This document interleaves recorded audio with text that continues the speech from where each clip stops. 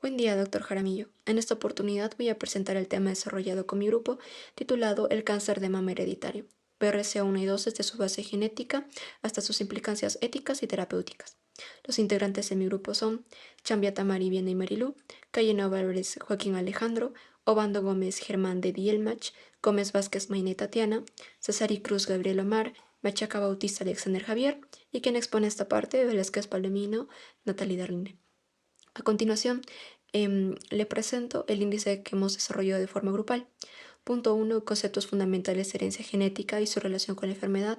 Punto 2. Factores de susceptibilidad genética implicados. Punto 3. Aplicaciones de la farmacogenética.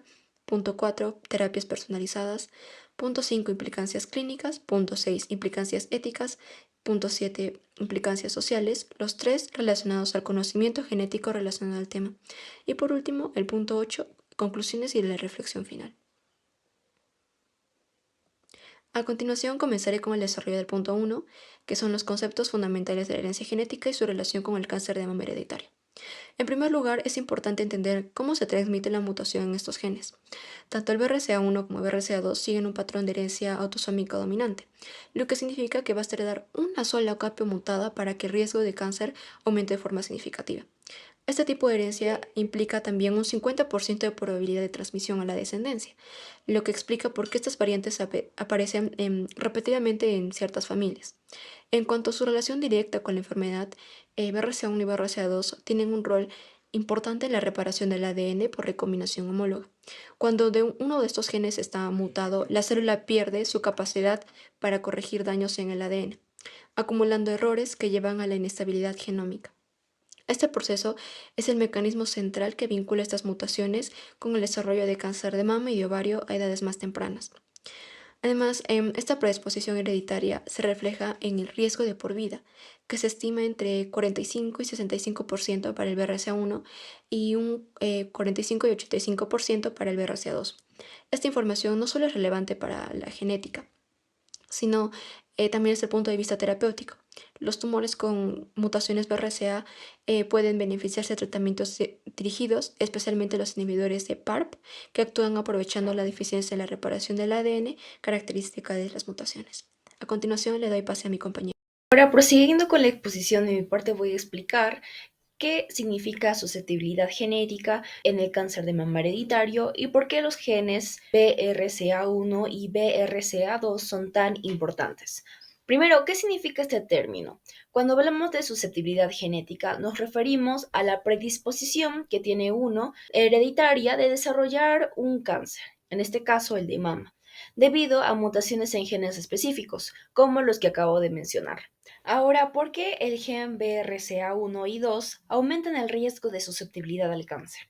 En realidad, lo que tenemos que saber es que estos genes normalmente deberían actuar como guardianes de la célula o deberían protegerla. Su trabajo más que todo es reparar los daños del ADN mediante diferentes mecanismos. El más conocido es la recombinación homóloga. Sin embargo, cuando uno de estos genes es mutado, pues obviamente la reparación va a fallar, va a dejar de funcionar correctamente y las células van a comenzar a acumular diferentes errores. Con el tiempo, esta acumulación va a hacer que las células se vuelvan cada vez más inestables y puedan incluso activar otras vías que favorezcan el crecimiento descontrolado de las mismas células o vías oncológicas, como bien son conocidas. Ahora, algunas personas se estarán preguntando por qué no todas las portadoras desarrollan cáncer. Y es que la penetrancia o la probabilidad de que una portadora desarrolle cáncer no va a ser siempre la misma, pues va a depender de diferentes factores, entre ellos factores genéticos como los modificadores genéticos y entre ellos también los factores ambientales. Ahora, investigando un poquito acerca del tema, hemos encontrado que se han identificado algunos polimorfismos o variantes genéticas comunes entre otros genes que pueden modificar el riesgo del cáncer en personas con mutación en el gen BRCA1 o 2. Ahora tenemos un ejemplo de un caso real donde un estudio describió a una mujer de 29 años con cáncer de mama y una mutación germinal en el gen BRCA1. Lo curioso de esto es que esta misma mutación se encontró en dos de sus hermanas, en su hermano y además en el hijo de su hermano. Esto demostró que tenían un patrón genético hereditario muy marcado, lo que demuestra además que es importante de esta manera hacer exámenes o pruebas genéticas, incluso en mujeres jóvenes, mujeres adultas, porque es importante conocer el estado en el que se encuentra el BRCA1, ya que puede esto cambiar el manejo clínico y las diferentes medidas preventivas de toda la familia. Voy a comenzar explicando qué es la farmacogenética, porque entender este concepto es la base para poder comprender todas sus aplicaciones clínicas. La farmacogenética estudia cómo la información genética de un paciente influye en su respuesta a los medicamentos. ¿Y por qué es importante esto? Porque en la práctica clínica no todos los pacientes responden de la misma manera a un fármaco, incluso cuando tienen la misma enfermedad. Gracias a la farmacogenética podemos aplicar medicina personalizada, que es una de las aplicaciones más importantes de este campo. Esto nos puede permitir a elegir el medicamento correcto para cada persona, ajustar la dosis exacta, disminuir efectos secundarios y así evitar medicamentos que el paciente. En resumen de esta introducción de la farmacogenética es que nos ayuda a optimizar los tratamientos, mejorar la seguridad y así finalmente aumentar la eficacia terapéutica. Ahora sigamos con la importancia del BCRA, en la cual esta es una aplicación más representativa de la farmacogenética, está en el manejo del cáncer mameritario, es especialmente en pacientes con mutaciones en BCRA1 y BCRA2. Normalmente el BCRA se encarga de reparar daños en el ADN, pero cuando el gen está mutado, esta reparación falla y esta cambia completamente cómo las células tumorales responden a los tratamientos. Aquí aparece una aplicación clave de la farmacogenética, predecir qué terapias severas serán más efectivas dependiendo de la mutación del paciente. Los tumores con mutación BCRA son más sensibles a ciertos medicamentos, especialmente aquellos que aprovechan esta falla de reparación como los inhibidores PARP. Y esto se basa en un concepto esencial, la letalidad sintética, que consiste en bloquear otra vía de reparación del ADN, pero para que cada célula tumoral no pueda sobrevivir, ¿no? En otras palabras, conocer la mutación BCRA nos permite seleccionar tratamientos dirigidos, algo que es imposible sin farmacogenética. Ahora vamos a mostrar en una parte, en un cuadro, sobre los fármacos dirigidos en BCRA 1 y 2, en la cual esto nos va a poder permitir la aplicación más concreta de la farmacogenética, la selección de terapias dirigidas según el tipo de mutación en BCRA. Aquí vamos a destacar tres, en la cual se logra PIR, un inhibidor PAR que provoca una acumulación de daño al ADN tumor. Esto se va a traducir en que clínicamente una mayor supervivencia y menor progresión. Tenemos también el talazoparib, también inhibidor PAR, pero con un mecanismo conocido como PAR-trapping, más potente y con un excelente resultado en cáncer metastásico. Y por último tenemos la combinación PAR más quimioterapia. Esto sinergia terapéutica para pacientes con mutaciones de BCRA y que requieren un control tumoral más agresivo. La aplicación clave aquí en estos tratamientos solo funciona bien cuando el tumor tiene mutación BCRA. Por eso la farmacogenética no es un dato académico, es una herramienta clínica que nos permite decidir qué fármaco usar, a quién dárselo y qué probabilidad de éxito. Ahora vamos a pasar a nuestra compañera Mainé, en la cual va a explicar la siguiente diapositiva. Muchas gracias. A continuación hablaremos de qué son las terapias personalizadas. Las terapias personalizadas son tratamientos diseñados según el perfil genético del tumor y en el cáncer de mama hereditario, la mutación BRCA1 y 2 se convierten en una diana terapéutica. Esto significa que el tratamiento no es general, sino dirigido, lo que aumenta la eficacia y reduce efectos adversos.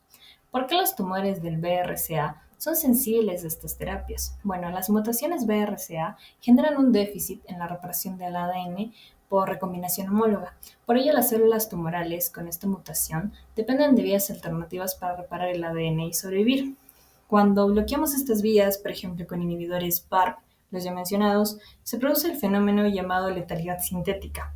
Las células cancerosas mueren, mientras que las células normales que tienen el BRCA funcional pueden resistir mejor al daño. ¿Cuáles son las principales terapias utilizadas?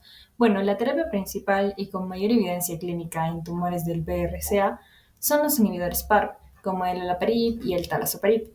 Estos medicamentos bloquean la reparación del ADN mediada por PARP y obligan a la célula tumoral a acumular daño letal. También se usan estrategias combinadas como el PARP más la quimioterapia y en algunos casos de cáncer de mama triple negativo con BRCA se ha incorporado la inmunoterapia que potencia la respuesta inmune del paciente. Ahora, la evidencia clínica. Actualmente, ensayos clínicos como el Olympia han demostrado que el olaparib reduce la probabilidad de recaída en pacientes BRCA positivos y mejora la supervivencia global. Por ello, guías como el NCCN y ESMO recomiendan estas terapias como parte del manejo estándar del cáncer de mama hereditario. Ahora, ¿cuáles son sus ventajas y limitaciones? Entre las ventajas destacadas están que son tratamientos más precisos, con menor toxicidad que la terapia tradicional y con un impacto positivo en la calidad de vida. Sin embargo, también cuentan con ciertas limitaciones como su alto costo, la necesidad de confirmación genética, la posibilidad de desarrollar resistencia y que no todos los tumores del BRCA responden del mismo modo. A continuación, mi compañero continuará con la exposición. Según la revisión sistemática de Cabrera y Cabrera, las mutaciones en BRCA1 y BRCA2 representan la principal causa de muerte de mama hereditario y tienen un impacto clínico directo. Identificar una mutación permite reconocer que el riesgo de desarrollar cáncer de mama puede elevarse hasta un 55 y 72% para BRCA1 y entre 45 y 69% para BRCA2. Estos datos convierten el estudio genético en una herramienta clave para la atención clínica. Conocer el estatus BRCA permite estratificar el riesgo, orientar las decisiones médicas y mejorar la detección temprana en mujeres con antecedentes familiares significativos. Ahora, la revisión destaca que el conocimiento del estatus del BRCA permite adoptar estrategias preventivas específicas. En mujeres portadoras se recomienda vigilancia intensificada, que incluye mamografía, resonancia magnética anual desde edades más tempranas. Asimismo, el artículo resalta que las cirugías profilácticas como la mastectomía bilateral o la salpingoferectomía reducen significativamente la incidencia y la mortalidad. El estudio también enfatiza la importancia del asesoramiento genético, ya que identificar a un portador permite evaluar a familiares en riesgo y aplicar medidas oportunas de prevención.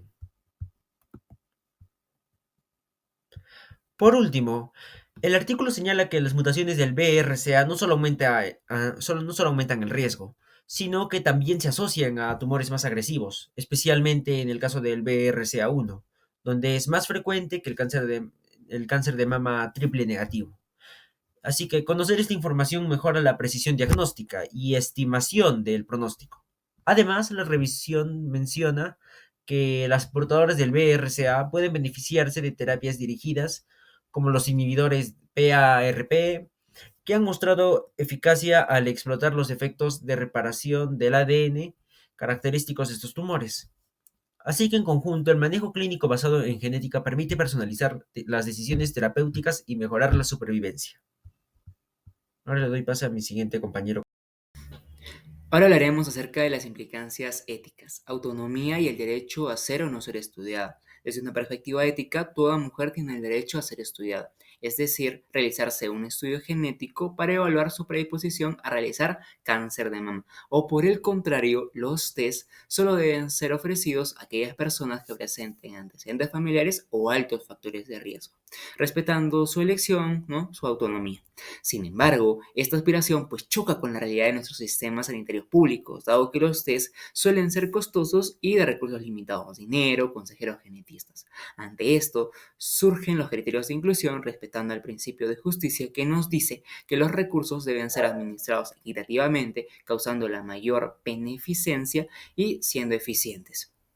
Asimismo, pueden surgir también cribados poblacionales indiscriminados, vulnerando el principio de no maleficencia, primero no hago daño, dado que no va a importar los factores de riesgo, los antecedentes, sino que a diestra y siniestra se van a realizar estos test. Y como sabemos, en el acompañamiento de los consejeros genetistas, pues la ansiedad, el estrés se van a ver aumentados antes del test y después del test. Además de que existe el riesgo de presentarse falsos positivos, falsos negativos, que en vez de causar el bien, causamos pues lo contrario. Continuando, tenemos la confidencialidad y la discriminación. Básicamente es el divulgamiento no autorizado del resultado de las pruebas, ¿no? Vulnerando nuestros derechos de intimidad, de privacidad. Un ejemplo claro podría ser que tal vez en la época de la pandemia, ¿qué tal si los hospitales, las clínicas salían en los medios a divulgar tal persona dio positivo y tal persona dio negativo? ¿no? Eso genera pues rechazo social y en una época como la pandemia, pues peor aún. Y justamente ese es el temor que tienen varias personas de que un resultado positivo les afecte en el ámbito laboral y en el ámbito de las aseguradoras. Hay casos en los que las aseguradoras realizan el estudio genético, tienen la iniciativa y dependiendo del estudio, pues deciden aumentar la prima, el costo del servicio. Finalmente tenemos las implicaciones en decisiones reproductivas. Los portadores de las mutaciones en los genes BRCA1 y 2 tienen el 50% de probabilidades de transmitir la mutación a sus hijos. Ante esto surge el diagnóstico preimplantacional, es decir, que se realiza la fecundación in vitro en los laboratorios, al cabo de la etapa de modulación se realiza el test y surge un debate si en caso de dar un resultado positivo al embrión, continúan las etapas o no. Muchas gracias, doy pase a mi siguiente compañero. Continuando con el análisis, hablaré sobre las implicancias clínicas, éticas y sociales del conocimiento genético en BRCA1 y 2. En el plano clínico, el resultado genético permite una prevención personalizada, con vigilancia más temprana y programas dirigidos a reducir el riesgo. También favorece un diagnóstico precoz, haciendo que las intervenciones sean mucho más oportunas y efectivas. Además, contribuye a la orientación familiar porque identificar una mutación nos permite evaluar a los familiares de primer grado y guiarlos hacia un asesoramiento genético mucho más adecuado. En cuanto a los retos, aparecen implicancias éticas y sociales muy importantes. La primera es la ansiedad emocional, que, bueno, genera recibir un resultado positivo y el impacto que produce en el proyecto de vida. La segunda es el riesgo de discriminación genética, especialmente en seguros o empleo cuando no existe suficientes marcos de protección. Y finalmente, la confidencialidad, porque la información genética es altamente sensible y debe manejarse con total responsabilidad y respeto absoluto. Como conclusión general, confirmamos que las mutaciones estudiadas representan la forma más frecuente de cáncer de mama hereditario y permiten identificar familias de alto riesgo de manera temprana. En términos de susceptibilidad, ser portador BRCA no es un diagnóstico, pero sí una probabilidad elevada que orienta decisiones como vigilancia intensiva y estrategias de reducción de riesgo. Como grupo, respaldamos toda nuestra exposición en evidencia científica reciente y confiable. Concluimos que comprender tanto BRCA como BRCA2 no solo mejora el manejo clínico, sino que también transforma la vida de las familias cuando se aplica con ética, claridad y responsabilidad. Muchas gracias.